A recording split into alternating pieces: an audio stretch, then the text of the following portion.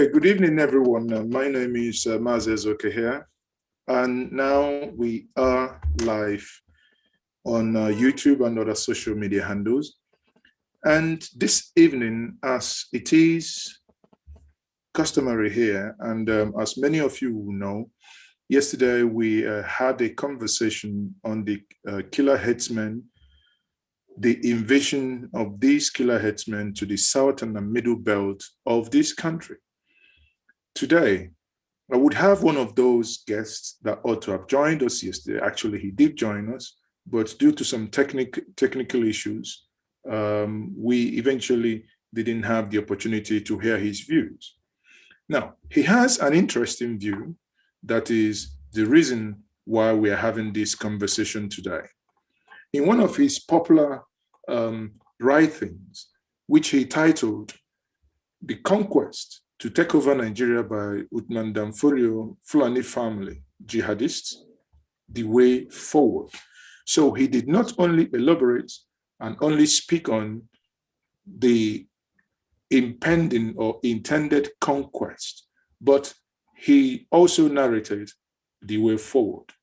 To join me this evening, I have the privilege of having Comrade Samuel Tabara. Comrade, welcome to Njenje Media TV. Thank you, Mazi.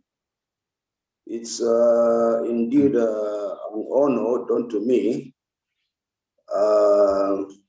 to have so brought me into this forum.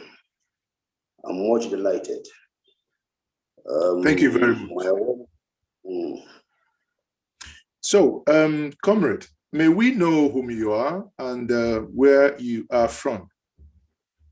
Yeah, I'm Comrade Samuel Tabara from Southern Kaduna. I'm a retired staff of NNPC. I'm an engineer by training. I have been an industrial unionist. I was at the time Pengasan chairman, KRPC branch. And I have also been one of the pioneers of what we have today, Southern Kaduna People's Union. At the time, I was their PRO for Kaduna, South Local Government and Everons. That was sometime 1995 to 1998. Thank you. Okay, so at what point, I also see that you are a human rights activist, having worked within the oil and gas sector. So at what point did you make that transition to start campaigning and start speaking up for human rights abusers?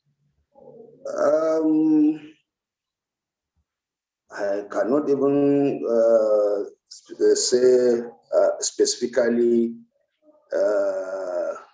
this is when I started. But I just found myself, in activism. Ever since, I became a unionist, the flair of activism had remained in me. So even while I was in service and to the present state that I'm retired, wherever you find activists, you find me there too. So it has more or less become a nature with me. That's fine. So obviously, everyone who becomes a unionist becomes automatically an activist. Is that so what you're implying? Exactly. I can see the link. Can we come down to the meat of this evening conversation? And in one of your writings that I have seen, and which I mentioned at the introduction of this conversation, you titled it The Conquest to Take Over Nigeria by Uthman Dan-Fodio Fulani Family Jihadists. Can you tell the viewers in this writing of yours, which when I asked you if that was a book, you said, no, it's in form of pamphlet. Can you summarize this for the viewers, and what are the contents of this that you think Nigerians should know and be aware in view of what is happening today? Well, there have been this old adage that this life is a matter of survival of the fittest. Yes, human beings have tried to organize order at global level, national and local levels. But the human nature, the mind of a man,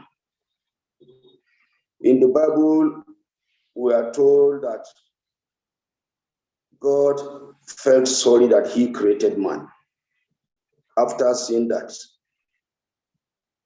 the heart of man is filled with nothing but wickedness.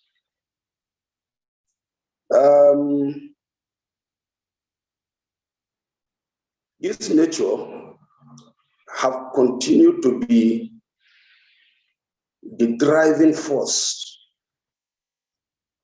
of human beings generally, except in cases where the presence of law and order will compel people to behave otherwise.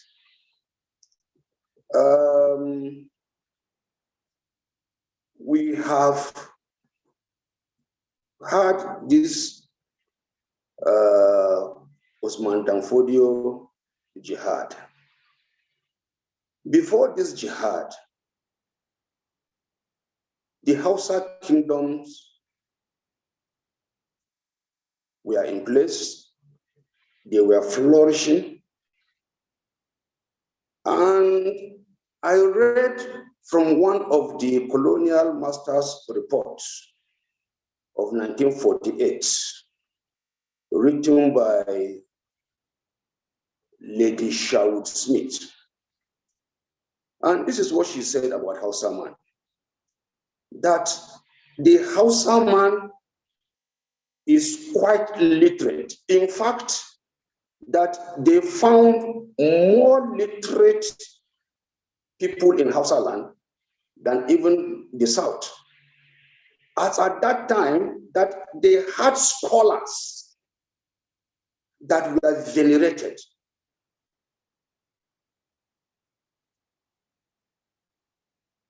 The Hausa man is very industrious. The Hausa man was involved in slave trade. The Hausa man was involved in agricultural production. And in the course of doing this, they interacted with Arabs and nationals of other countries. The Arabs introduced Islamic religion way back 11th to 15th centuries in Hausa land. Islam had been rooted in Hausa land before the coming of Uthman Dan-Fodio and his jihad. And from historical records, Fulanis that came to Hausa land, they were accommodated. Not just accommodated, they were also integrated into the traditional council of the Hausa rulers. Not just that, they were also made judges, what is called alkali of the traditional courts. And history has it that they were incorporated up to that level just to show that they are really accepted by the Hausa host community. And I must say this, that the Fulani people kept on agitating for greater and more inclusiveness in the running of affairs of the Hausa kingdoms. These are verifiable facts of history. Those who want to verify can go to the history records and read them up. Now, when Dan-Fodio came, what he did was to introduce radical elements into the teachings of Al-Sunnah of Prophet Muhammad. Now, what are these radical elements? They are contemporary issues that have to do with nepotism, moral indiscipline, and political tyranny. These are issues that pervaded the Hausa kingdoms and the rulership. Uthman Dan-Fodio, in his teachings, radicalized the Hausa people, which led to the uprising against their own very kings. They slaughtered their kings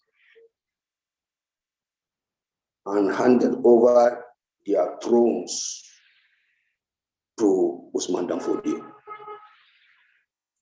Uthman Dan-Fodio replaced those kings with emirs. He made himself the Sultan. His children and siblings were emirs over the entire Hausa land. This is how the Hausa man lost ownership of his fatherland, believing that sharia that Uthman Dan-Fodio is going to apply in administering them will give them justice, equity, and fairness.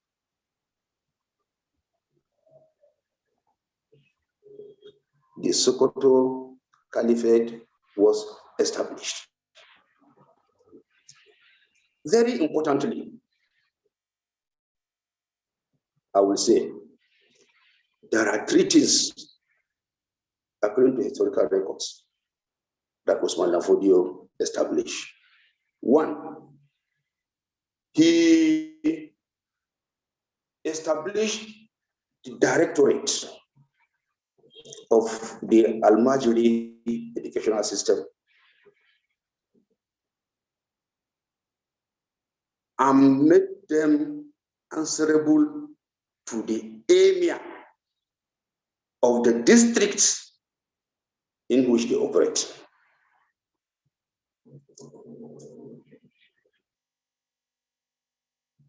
That's number one. Number two, he also established the Kadria Brotherhood. This Kadria Brotherhood is a movement, that is of the Sunni Islam. It is the Qadiriya Brotherhood that transformed into what we have today, the JNI, that is Jama'atul Nasrul Islam. Is that, sorry to interject here. The Qadiriya Brotherhood, has that any link with, has that got any link with the Muslim Brotherhood? Of course, as Muslim Ummah, because the Muslim Ummah is one worldwide. And as Sunni Muslim, yes, they have link. They are Sunni Muslims. They have link. Okay. Now, if you look at the Hausa states controlled by the Fulanis, these states are rated the most backward. In fact, even globally. So which, can you please quickly outline those states, if you may, please? You have Katsina, you have Zamfara, you have Yobe, you have Sokoto, Kano, as much as I can remember. So these are originally, Katsina, Zamfara, Yobe, Sokoto, and Kano, these are originally Hausa states. Is that what you're saying? Yes, they are originally Hausa states with a slight difference in Sokoto state. Sokoto state have various minority tribal groups, but the rest are predominantly Hausa.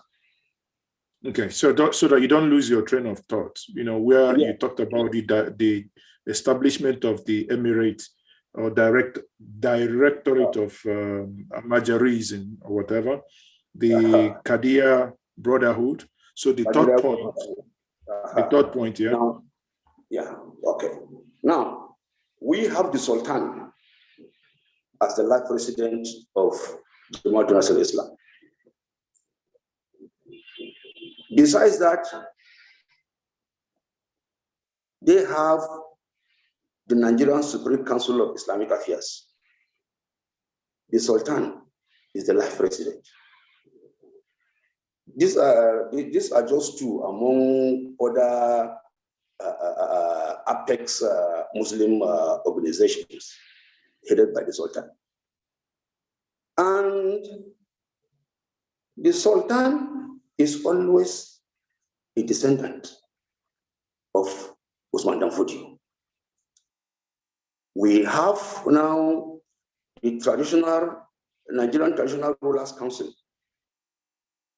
under the Sultan. So, as it is in Nigeria, the Sultan alone has the Islamic entire Muslims of Nigeria under him. He also have the entire traditional rulers of Nigerian tribal groups under him. In the event Nigeria is declared an Islamic state, he becomes the de facto supreme leader of Nigeria. This is similar or a replica of what we have in Iran today, where the supreme leader. You mean the Ayatollahs? Yes, the supreme leader of Iran has power to impeach the president without recourse to the National Assembly or the Supreme Court. The decision of the supreme leader is over and above that of even the Supreme Court. This is what the Sultan is being transformed overtly and covertly to become in Nigeria. Sometime in 1962, there is a statement that was credited to the Savannah of Sokoto. Well, sorry, in 1960, that the new nation called Nigeria should be an estate of our great-grandfather, Uthman Dan-Fodio, that we use the North as a willing tool. That we use the northern minorities as a willing tool and the South as a conquered territory. We must relentlessly pursue the retention of power and never allow them to rule over us or to have control over their future.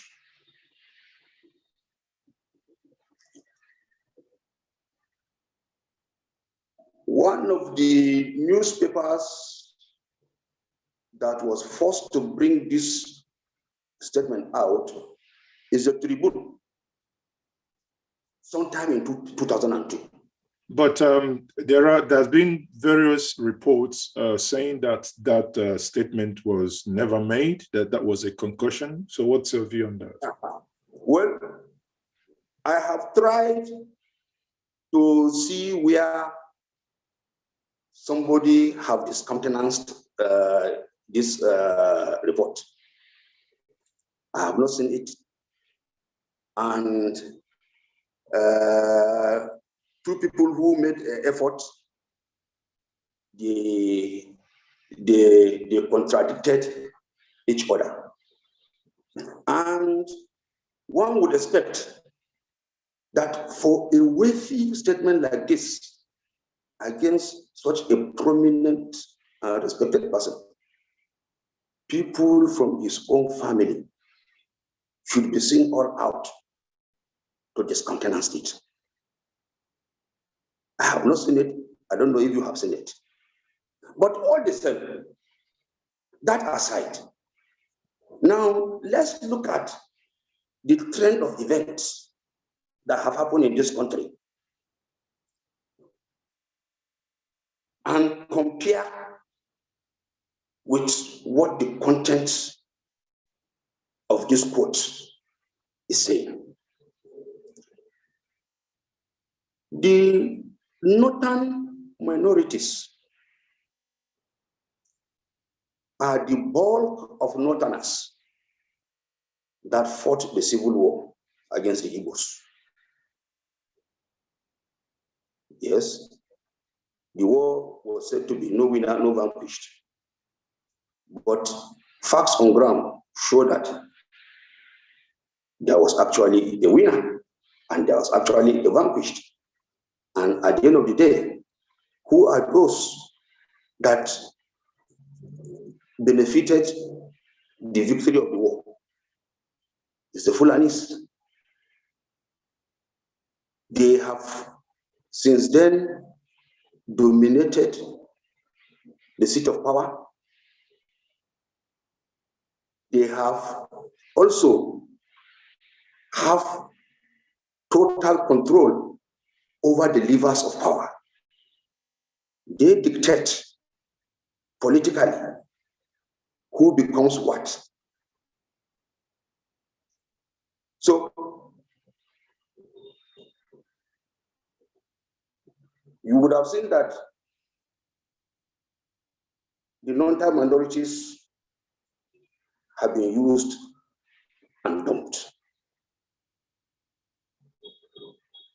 Look at the leadership today, how lopsidedly appointments has been into top key positions, be they military, be they civilian.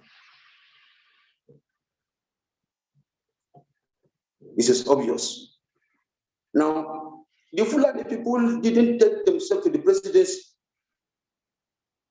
There was collaboration by other Nigerians across North and South, across religious divide. Well, at the end of the day, it is the Fulani Muslims that have taken the day in terms of the benefits of this governance. Not only, I'm not even referring to this 2015-2019 electoral victory. Even in the military era, they called the shots. So it tallies with that statement credited to Sadona. Now, when this government came to power in 2015, you would have seen that it came all out to advance two areas of interest. One, sharia. Two, land grabbing for the Fulanis. When has cattle rearing become the business of the federal government of Nigeria?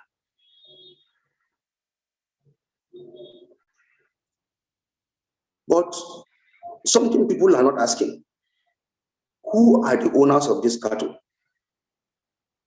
Majority of the owners of these cattle are the elites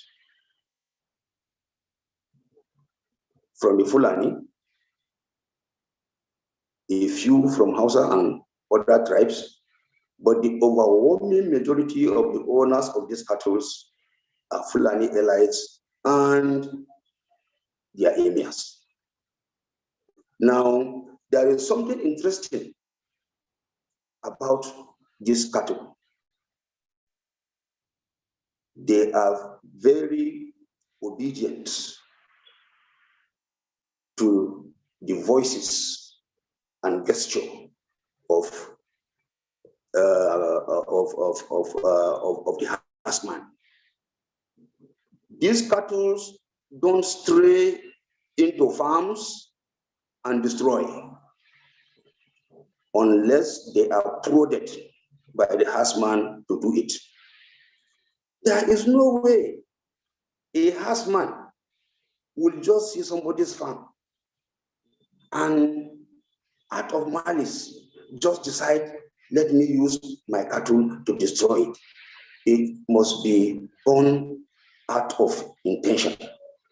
And what would make a herdsman who is only pretending over somebody else's cattle to use the cattle and cause trouble? Unless he has directive by the owner of the cattle that go and use this cattle and cause trouble here or there, and I assure you nothing will happen. They have done it in Southern Kaduna, in Plateau, in Benue, and nothing has happened. So while we are looking at the herdsmen as people who are causing troubles here and there, the generality of Nigerians are ignorant of who are those behind the herdsmen. Where has a herdsman gotten the idea to go and procure AK-47 rifle, and other sophisticated weapons of war.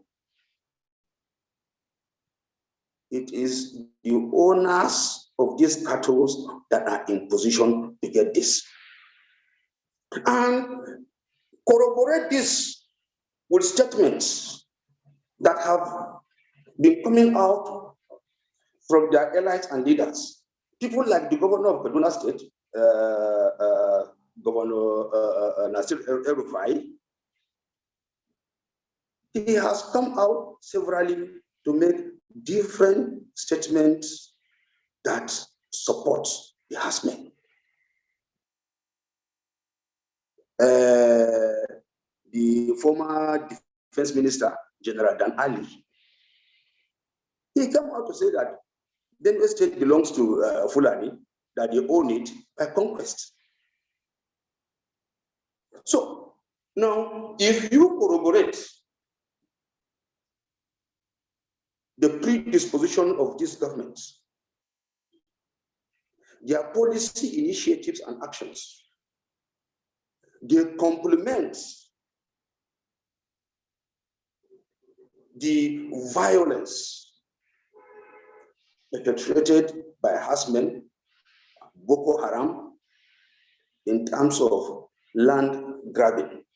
And may I interject at this point? Okay. You know, you are obviously from from Kaduna. That's correct, yeah. Right? Yes. And you know, when we lump Boko Haram headsmen in one pot, is that actually correct? It's what is happening in the northeast, which is the Boko Haram. Is Boko Haram, both their leaders, past and present, are those not Kenuris? I agree with you. Let's put Boko Haram aside.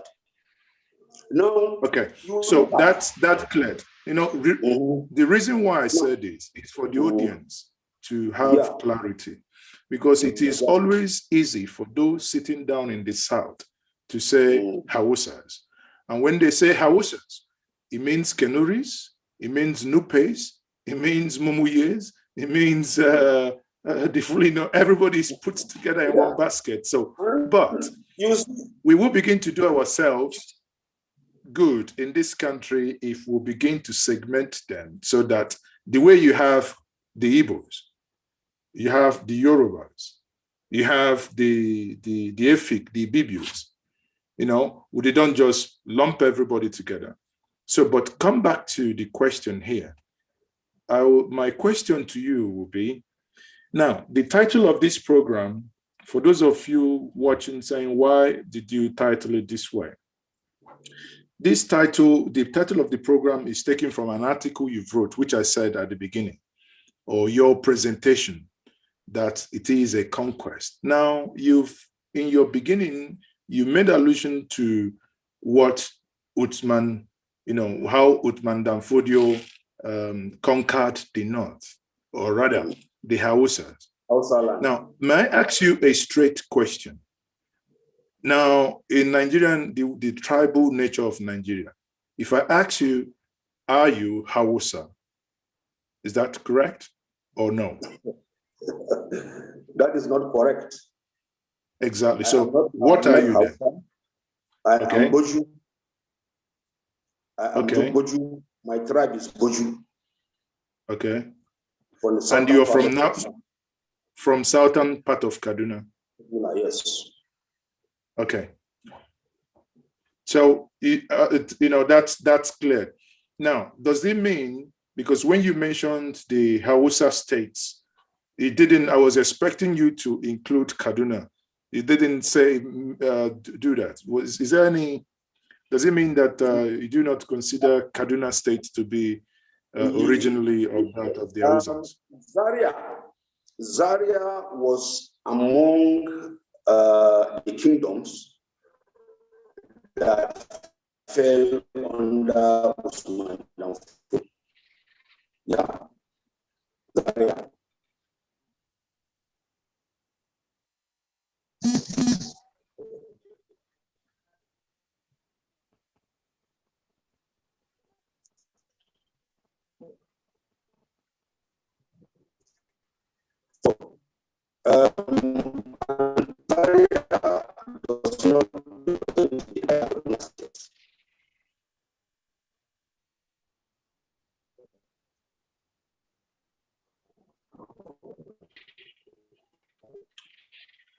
So I think your Can I go on?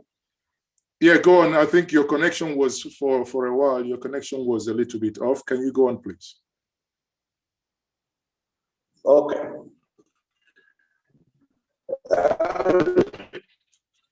Something very interesting also happened in the course of Uthman Dan-Fodio's jihad. He attacked Kanem Borno Empire at least 2 times. And the El Kanemi of Borno, who was an Islamic scholar and under whose tutelage the Borno Empire was getting their Islamic education, had his own army that effectively checkmated Uthman Dan-Fodio's soldiers. So they never succeeded. Uthman Dan-Fodio never succeeded over the Borno Muslims. And one will wonder if Uthman Dan-Fodio was really out to fight the cause of Allah, peace be with Allah, what would have made him to attack an already Islamized kingdom, where there is a sheikh, a contemporary of his, that was already on ground, guiding them and teaching them what Islam is all about?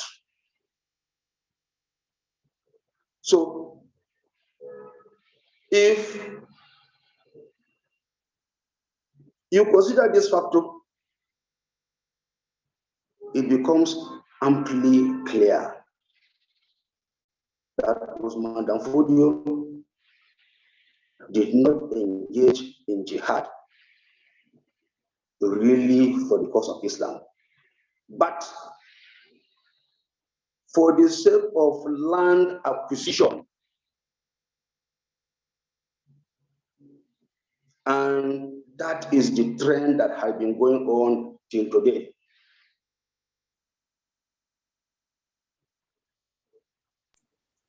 In the current dispensation,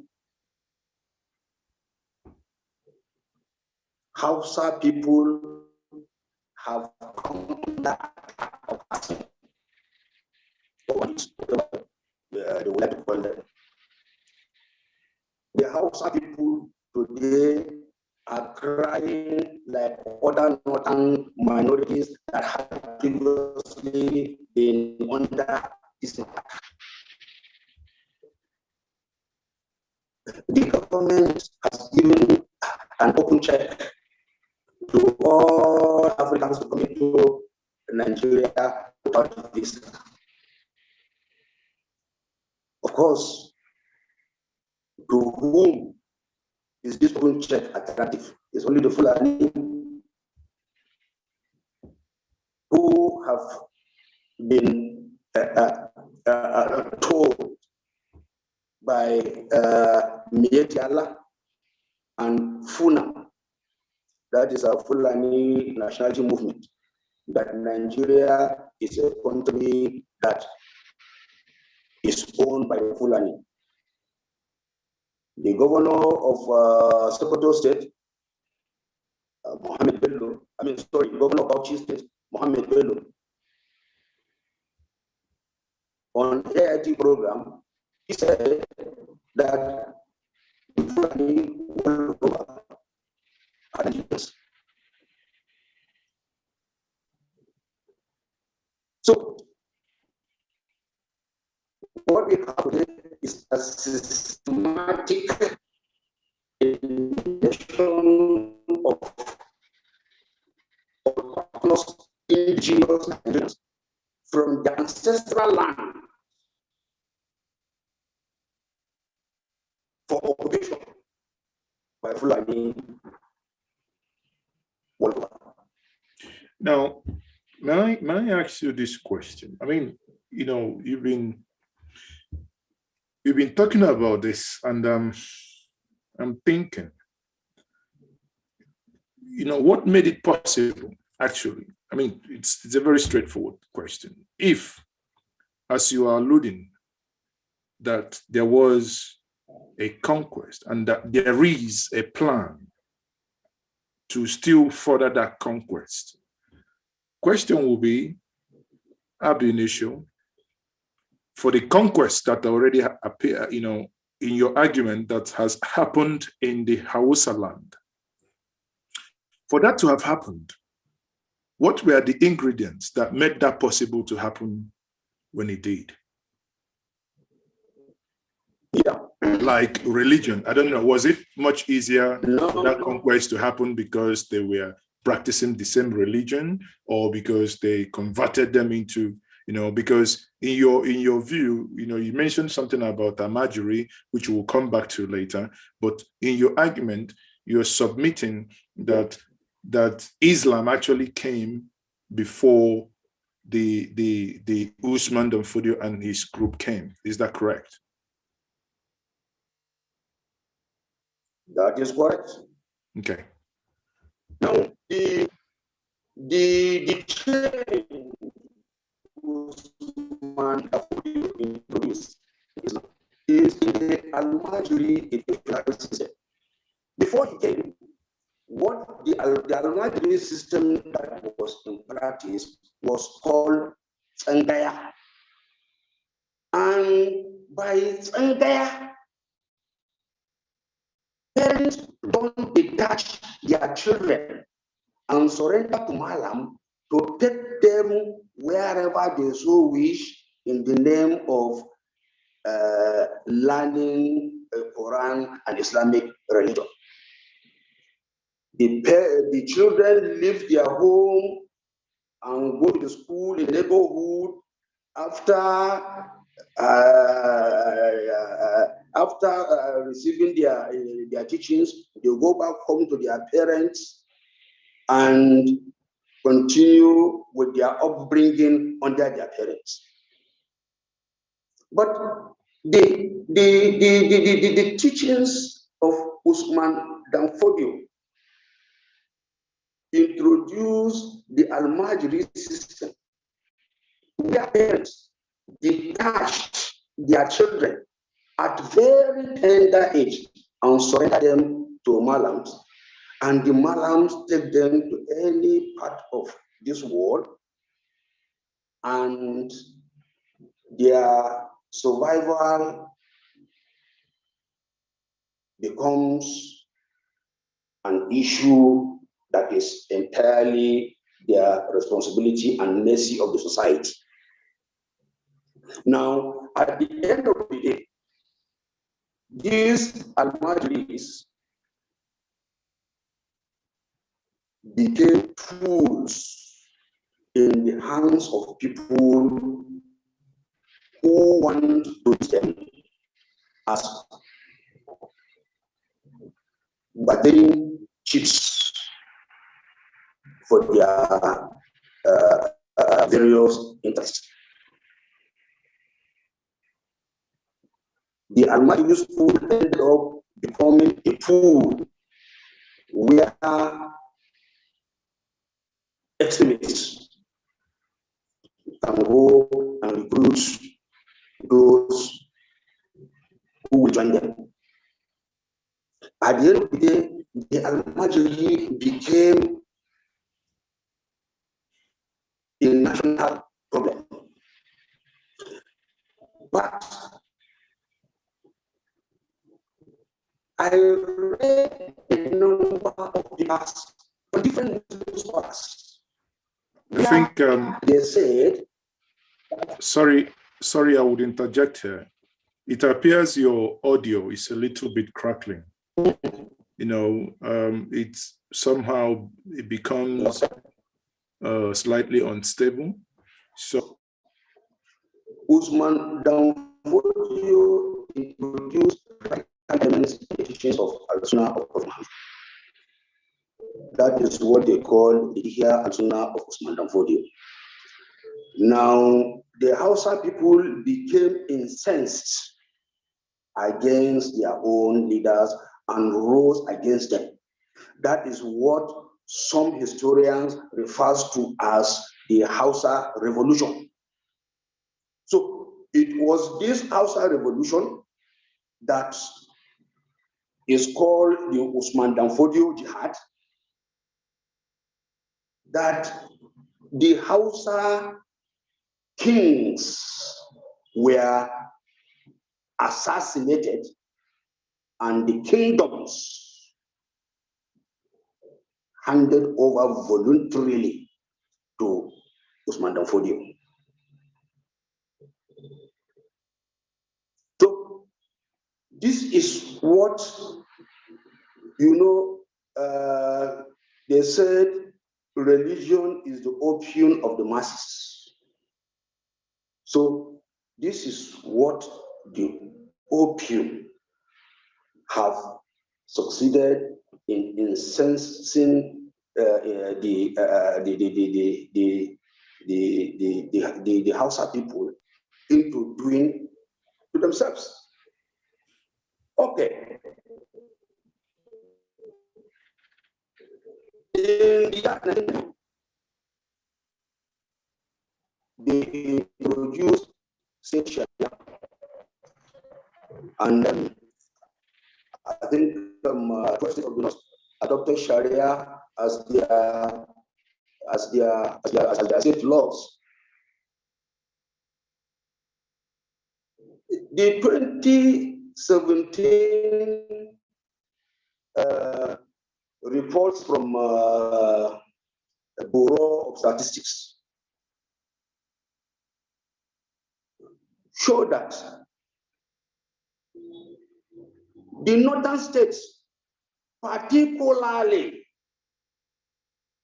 those states under Sharia, are the most backward states educationally. And in terms of funding, they enjoy more funds appropriated by the federal government and grants from international bodies and organizations than other states in Nigeria. Yet they are the most backward globally. At a forum, at a youth forum, Governor El-Rufai declared that the North is not only synonymous to backwardness, but poverty and disease. So now one would ask, how have these application of Sharia law in those days, how have they helped the people? In the course of adopting it as state law, it caused riots here and there. People died in their hundreds. But 20 years after, one would have thought that a state that is run under the strict application of religious law will do better than non-Islamic states. But here we are. In most states, that is the least funded, had about 2 times the population of children in school than Yobe. And Imo State was on top. But were you genuinely expecting Yobe to have had more school enrollment than Imo, if going to school is haram? Of course. the smartphone, and they have more population than you must say. So, and they are guided by the supreme law, sharia. And so, just I don't know what has happened. No. You will recall the former governor of Borno State, when he was asked by the press that there have been so much negative reports about his state concerning their backwardness. He said he doesn't give a damn, that less than 5% of the state can read, so the press can write whatever they like. And that is Sharia. So these are the things. Facts on ground have continuously shown that the champions of this Sharia are in fact not sincere with the people. If they are, this story will not be what it is today. Okay. So all this more is going to be what is happening. Okay. Let me interject a little here. Now, can we drive these your assertion? Can we drive it home? You talked about the conquest of the Hausa land, and you told me that you're not Hausa, but you're Boju. Now, did any conquest happen within your backyard? There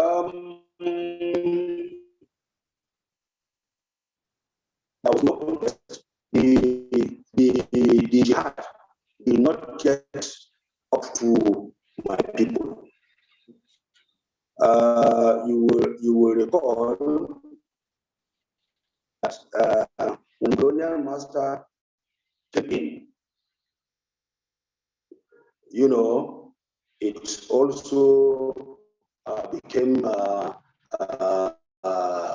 stumbling block to the jihadists, because they themselves were to be conquered by the colonial masters.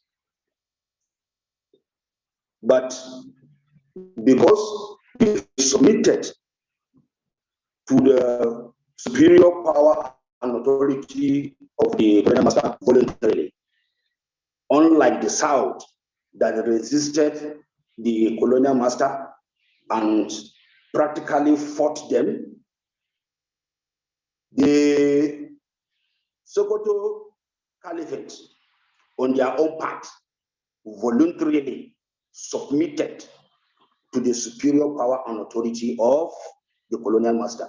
And that is why the colonial master decided to entrust them with indirect rule.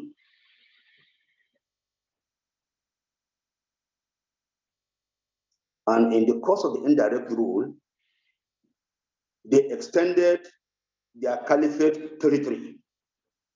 That is how they installed an emir in Kafanchan, which was prior to that not their domain.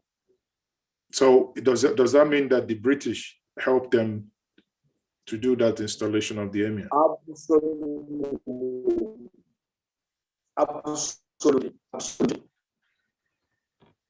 The British helped them, and they are still helping them till today.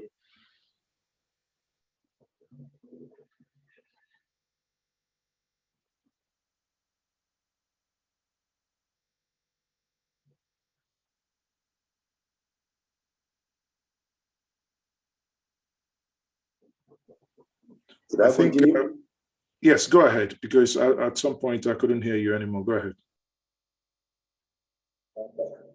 Yeah.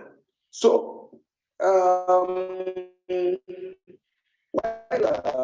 we are thinking that we have a local issue we are dealing with,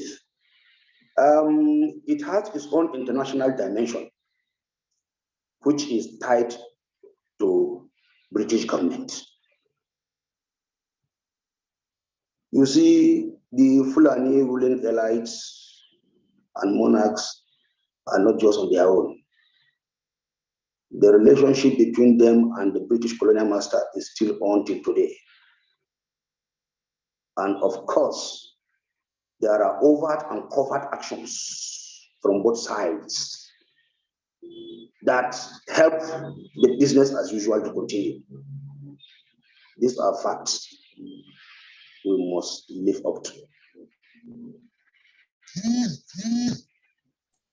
Okay, so thank you very much for the expositions you've made. And, thank you for coming. We will be rounding up shortly. But before I do let you go, I come back to the question of Santaya, that is the Almajiri system. And it's as old as, now, can we make a clear distinction? It appears all the states in the north, probably with the exception of some north central states, it appears that the whole northeast and northwest is being ravaged by Almajiri system. And obviously, as you have highlighted, there is an obvious and a serious issue, within the Almajiri system. So, sometimes some of you don't agree to be called Northerners, and some of you argue that you're Middle Belter, but by geographical, in today's geographical location, fall within the Northwest. Now, my question to you, point blank, will be, what is your take as someone from Kaduna that has issues with, that has problem with the Almajiri system? What is your take on the Almajiri? Is there any way you think Almajiri could be put into better use?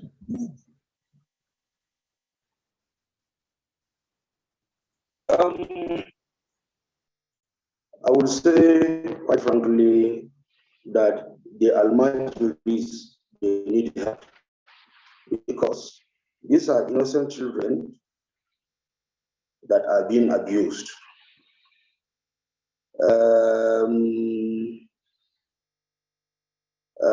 They are people, they are children who have been detached from parental and family care, let alone having the human emotions, that goes with matters of the family. They are simply designed to be exploited. You will remember that former President Goodluck Jonathan, having been well informed about the plight of the Almajiris, came to the conclusion that the way out is to establish schools for them that will give them a new orientation that will help in transforming them into better citizens and more useful to themselves and the society. Now, those who are taking advantage of them are doing it under, they are operating them under subterranean cover. For example, when Uthman Dan-Fodio, one of the things he established was the Directorate of Almajiri educational system to report directly to the emir. Along the line, they severed that link for reason best known to them. Some people gave excuses that it was the colonial master that severed their hold over the Almajiri. And the question I ask is, the colonial master left since 1960. Why didn't they take back their control of the Almajiris after the colonial master? I come back to my question. No, I come back to my question point blank to you. What is your take on the Almajiris? Is there any benefit? Because what you've been saying, you've been basically, trying to give us. Oh, hold on, you're trying to give us a clear definition of what the Almajiri is, what the Almajiri is. But the question is,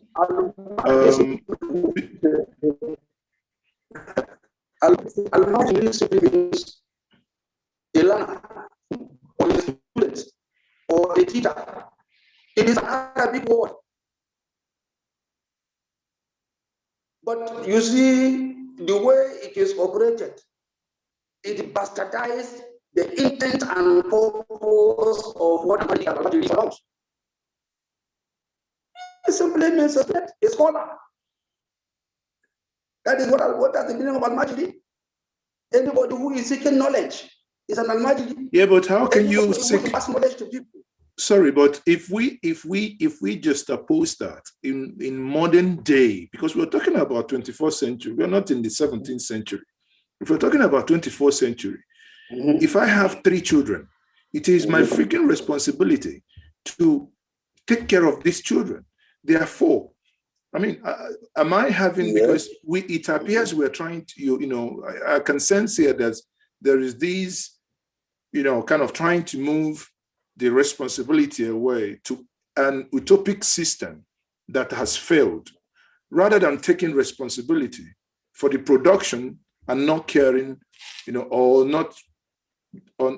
the inability to take care of children that are already been produced. So, because what I understand from your explanation so far is you have, certain children from certain age are taken to these quote unquote cultural school that has been there before even the advent of the religious mixture came into it. But the question is,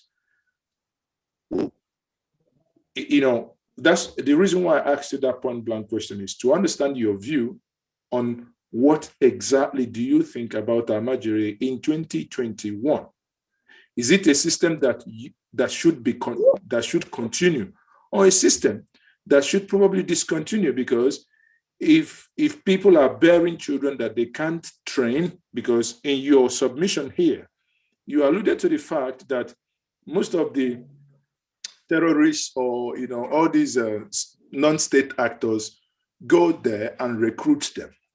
Now, if we know that some of those who terrorize the nation today are product of that system, then we wouldn't be thinking right to think that that system is, serving us right.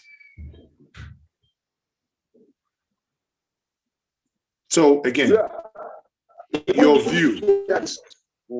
I understand you. So the point is that Almajiri and Islam, they go together. But the deviation is the itinerary system, which is abusive, should be abolished. Children should remain under the care of their parents as they go to the Quranic school to acquire knowledge and go back home to their parents. The idea of a malam taking people's children from one town or village to city to the other in the name of imparting Islamic knowledge is retrogressive and counterproductive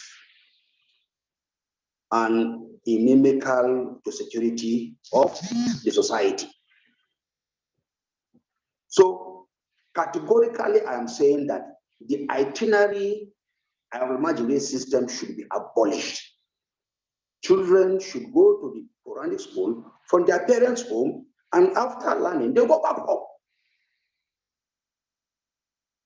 So if that is done, it would have gone a very long way in nipping in the bud the security issues that we are having today.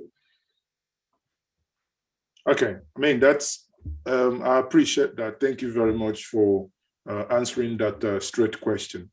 Now, I mean, you you said here that Almajiri, it's virtually equals Islam. So, but if Almajiri equals Islam, is Nigeria the only nation that practices Islam? So how come other nations like Iran, Dubai, Saudi Arabia, we don't see children being taken and, you know, no one takes care of them? Yeah, because those countries you mentioned, they still have this Sangaya Almajiri educational system. No child is detached from his parents' guidance in the name of seeking Quranic education. But in our own case here,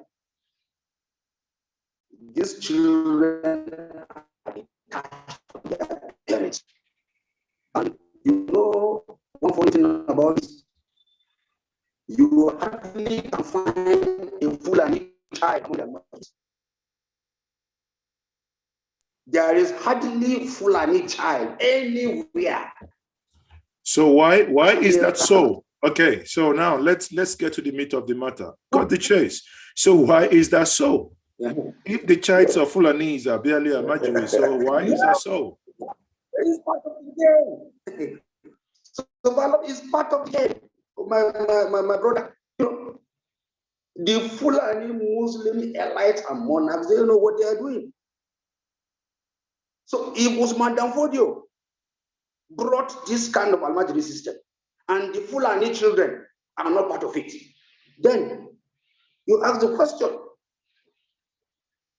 why is it that what is good for the goose is no longer good for the gander? So if it is good, why don't we find more of Fulani children as Almajiri? So in essence, now, if I can sense right what you're trying to say, you're saying in concrete terms that the Almajiri is a means of conquest. It's a means of conquest. Exactly.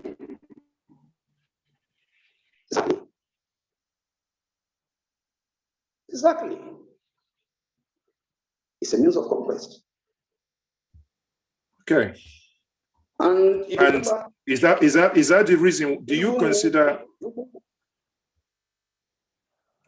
I mean, do you consider it's something that could not be stopped because it's a means of conquest, or are the people not exposed enough to understand that it doesn't necessarily benefit? Yeah. Now we are at the stage right now that even that use of Almajiris is no longer necessary. Why? Because the Fulanis from other nations are on ground already. They are carrying AK-47. So they no longer need children that will go to the street and do rioting. Now that has been taken over by kidnapping, arson, you know, in the more sophisticated dimension. You know, so, but all the same, like I have said, the Almajiri system can be returned back to the Sangaya system that it used to be. If they return it back to the Sangaya system that it used to be, in another 5-10 10 years, we would have seen, the so, benefits. now let me put it this way. Why should people be talking of returning it to a Shanghai system? It could be argued that someone in southern Nigeria will tell you, oh, in the year 1908, my grandfather and my late great-grandfather, they all studied and took their lessons under a mango or a cashew nut tree. Therefore, in the year 2001, let us return those schools to that era. Can't we, honestly, as a nation, look ourselves for once, especially the northern part of Nigeria, to say, this thing is hurting us and it's hurting everybody so much. Can't you integrate this system into the normal conventional system? If it is about Quranic lesson, when children do English, maths, physics, chemistry, or whatever, let them have double lesson on recitation. If it's about reciting Quran, that is nothing else than, in my view, religious studies. So why can't, rather than go back to something that is no longer existing, is it not possible to bring it together into today's reality that people are moving forward? We look at nations, and sorry, what I'm about to say, sometimes it hurts me personally because northern Nigeria, southern Nigeria both have not shown capacity. If not, we have Muslim countries. Many of you, I believe yourself as well, you go to Dubai. That's an Islamic country. And you can see even their kids, at younger age, they are learning how to code, how to, do stuff with internet. But here we are talking about Almajiri, how someone goes in, impregnates, whether wife, girlfriend, anything, I don't know, and sends the individual or the child, the product of that uncontrolled cohabitation. And what happens? He sends that into a place. But if people begin to take responsibility, don't you think that they could be nipped in the bud? But I want you to quickly, please, respond to my, you mentioned returning it to an older system, but I'm thinking rather than return it to an older system, can't we pursue this type of things that Goodluck Jonathan started actually? Because what Goodluck Jonathan did was an integration into an existing and a well-structured system, which is the primary and the secondary structure.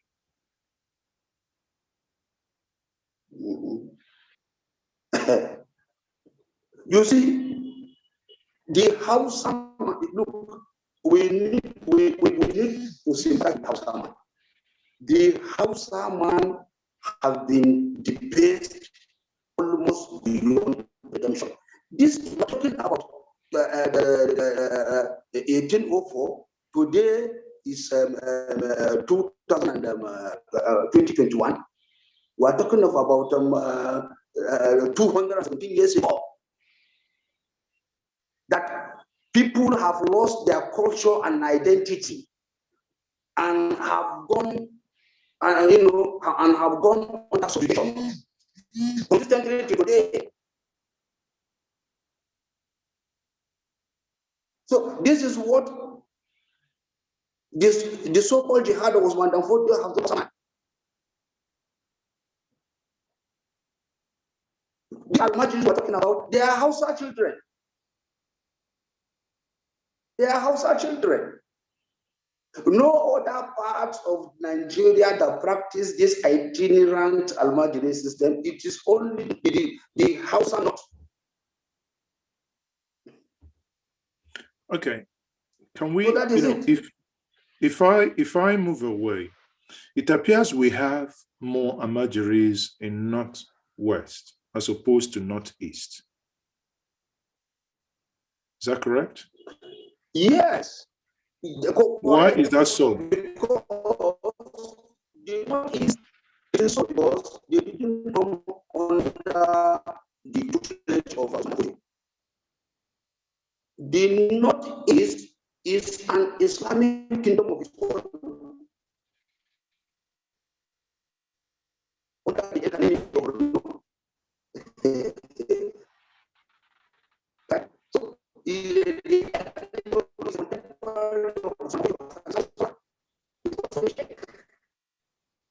so people have their own Islamic cultural tradition as having been taught them by the El Khalid. Whereas in the Northwest, we have the Almajiri system with some modifications that were introduced by Uthman Dan-Fodio, and Hausa children and families became the casualty of it.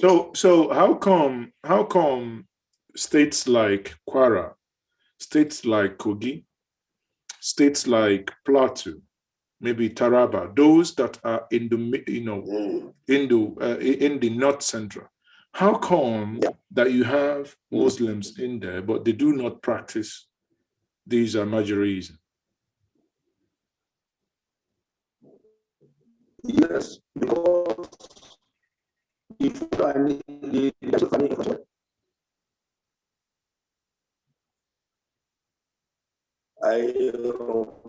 man remains a Yoruba,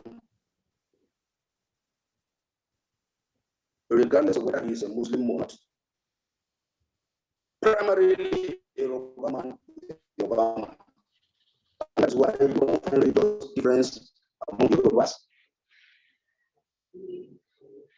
Their language come first, their family ties come first before any other consideration. So people who did not come under the influence of the Fulani do not, even if they are Muslims, do not partake in the Almajiri system that move from place to place. This is an exclusive practice by the Hausa people, and that is what they are taught.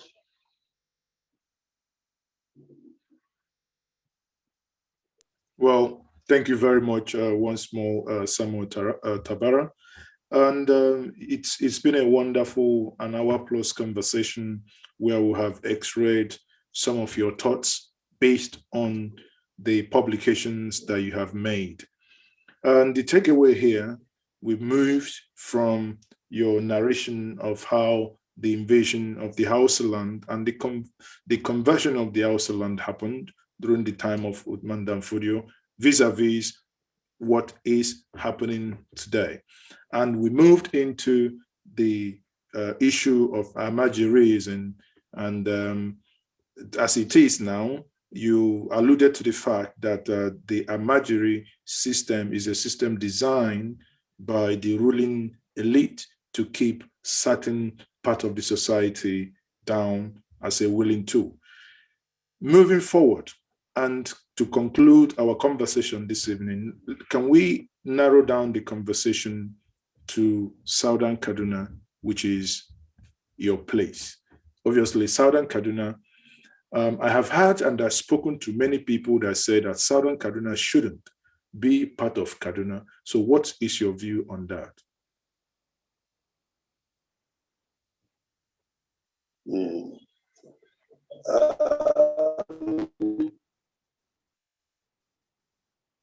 Let me say, the Sultan Kaduna should not be part of Zaria. I think there is a misconception here. What we as Sultan Kaduna people have gone against is the idea of calling us Sultan Zaria. That had been our initial identity.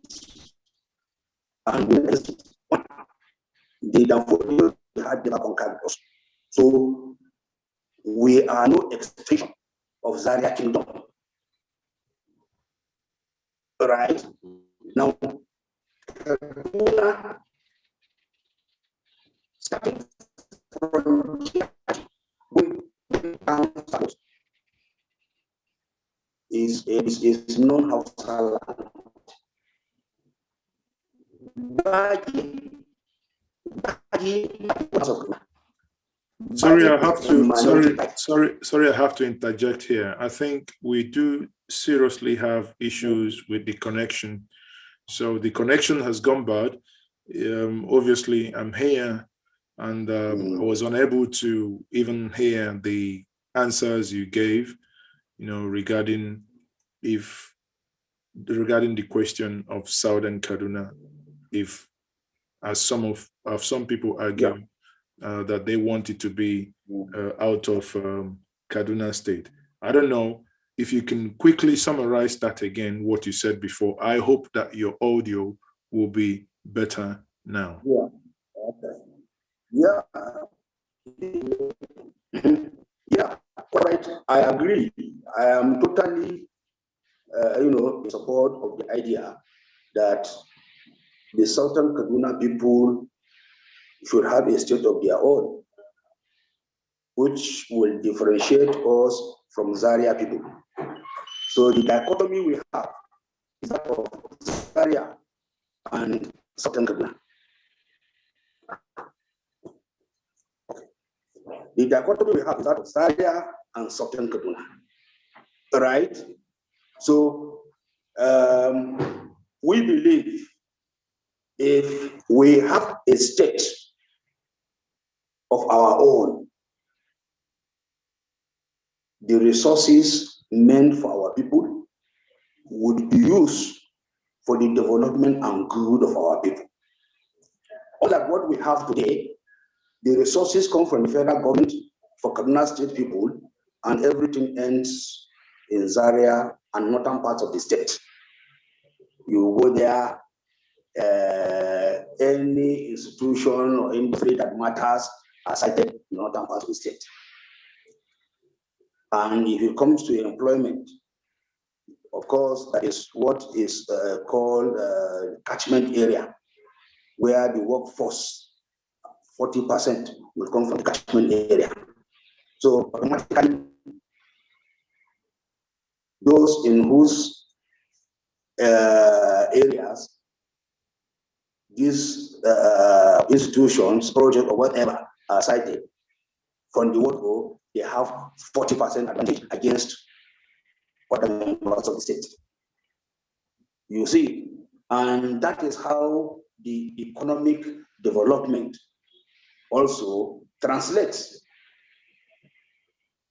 So, since over the years, we have been shortchanged. And if you go by population, there are other people in other parts of the country who have, that's are not even as populated as Southern, but 2006 census, we were 3.9 million. So you can imagine what what our population should be by now. Obviously, we are not at 4 million by now. So there are lots that several states that are not even 3 million people. And we have all it takes in terms of resources and human capital, to develop our state. So okay. I am full support. Okay, thank you very much for that answer. On that note, I would say, obviously, yesterday we had this conference, and you were supposed to be one of the participants, but that didn't happen. And it's been good speaking to you for the past hour to have your views on some of these things you have said. Obviously, as we keep saying, there is nothing than giving everyone the opportunity to air their view. And it's now that you've also aired your view, I hope the viewers out there that have watched the conversation so far, that there are one or two things that they can pick from the conversation. Once more, Comrade Samuel Tabara. This is once more on Njenje Media TV, and I say thank you for joining me this evening for this evening conversation. And viewers out there, thank you once more for being part of